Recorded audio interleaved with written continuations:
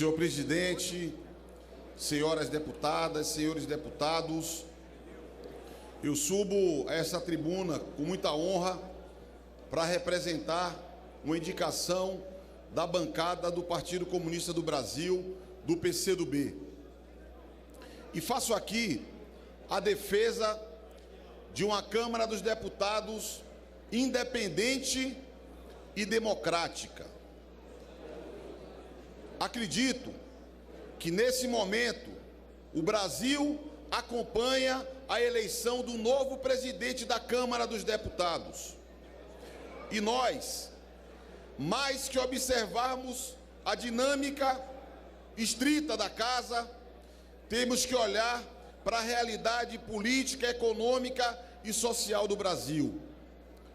O que se espera da Câmara dos Deputados é colaborar para que o nosso país supere uma crise de grandes proporções que nós enfrentamos nesse momento. Uma crise que tem uma dimensão econômica. Todos acompanhamos. Faz anos que o mundo inteiro está mergulhado numa crise, e houve uma forte repercussão sobre a economia do Brasil. Uma crise, é claro, que reflete debilidades da nossa infraestrutura, da nossa logística, mas uma crise que, sobretudo, foi potencializada em função do agravamento da crise política que o Brasil vive. A política tem sido um fator decisivo para a ampliação da crise econômica do Brasil. E há uma repercussão imediata sobre a vida do nosso povo. A Câmara dos Deputados deveria todos os dias refletir sobre o que podemos fazer para enfrentar o desemprego, que é um flagelo que atinge duramente as famílias do Brasil. Mas creio que aqui fazemos pouco, e acredito que a primeira afirmação da Câmara dos Deputados deve ser para construir caminhos que garantam a retomada do desenvolvimento econômico, a garantia de emprego e de condições dignas de vida para o nosso povo. Mas essa eleição é também expressão de uma das mais profundas crises políticas que o nosso país já viu. Uma crise institucional, em que essa casa foi o epicentro.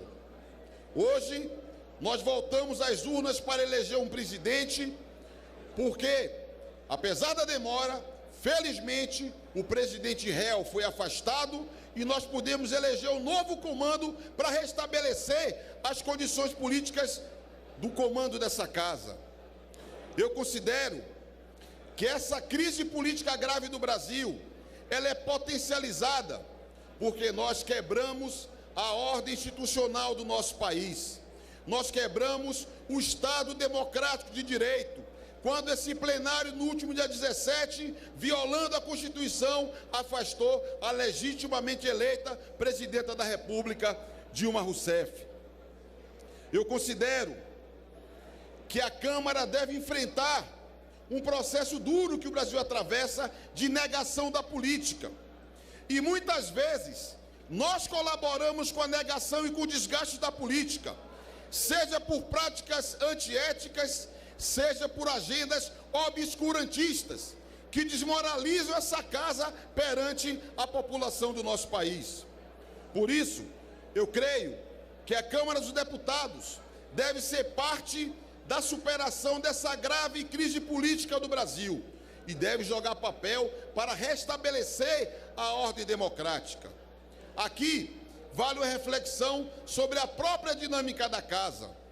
Não é possível que a Câmara dos Deputados seja comandada por um grupo, tenha como marca o compadrio, que o imperador se sente na presidência, como fez Eduardo Cunha, e atenda aos seus e aos interesses dos seus. É fundamental que nós tenhamos aqui uma casa que reflita a pluralidade expressa na Câmara dos Deputados, que representa o conjunto da sociedade brasileira. Que aqui quem é governo exerça a sua condição de governo, mas quem é oposição, quem é minoria, tem as prerrogativas de exercer a sua condição de oposição, exercer a sua condição de minoria, e não vivamos o que assistimos aqui. O presidente perdia uma votação, botava para votar de novo. Perdia novamente, botava para votar de novo. Por quê? Porque não havia regra, não havia regimento, não havia democracia. Portanto, eu considero que nós temos a obrigação de restabelecer o funcionamento regular dessa casa, respeitando o regimento, respeitando a proporcionalidade, respeitando o direito das minorias e o direito de cada deputado. Essa é a Câmara dos Deputados e cada deputado deve ter a sua expressão, as suas posições, as suas perspectivas aqui consideradas. Acredito que a Câmara dos Deputados deve se abrir para uma relação democrática também com a sociedade.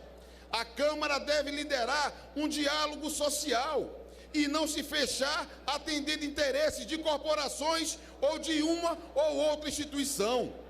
A Câmara dos Deputados tem que ter cheiro de povo.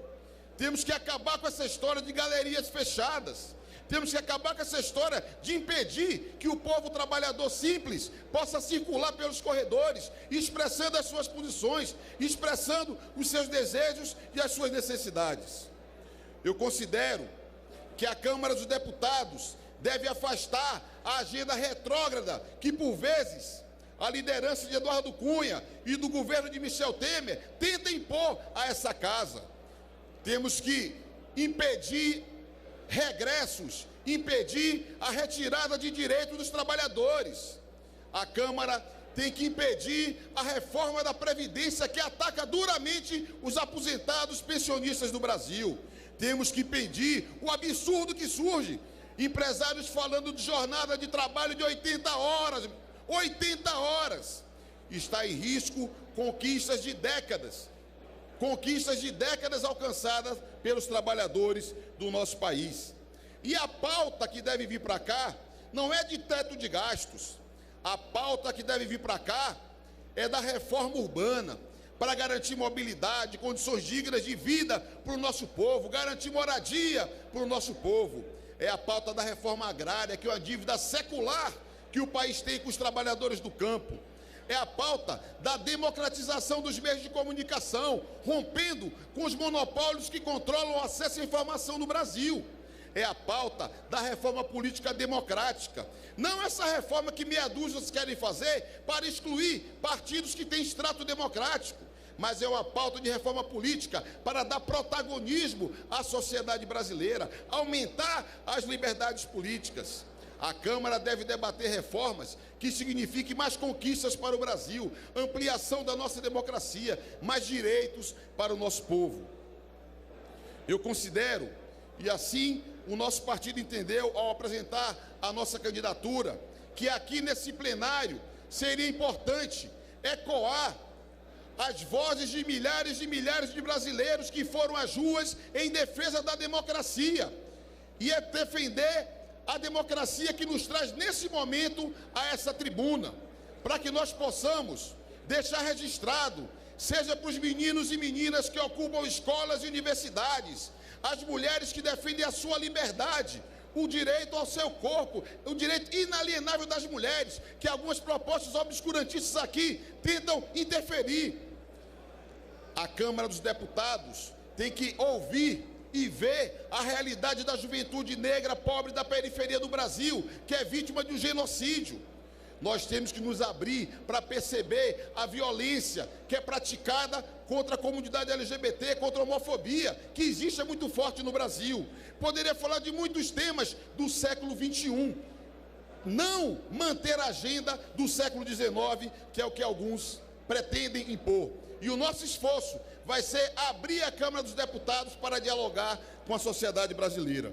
Por fim, eu quero agradecer a confiança da minha bancada, do meu partido, e quero pedir o voto de cada deputado, de cada deputada.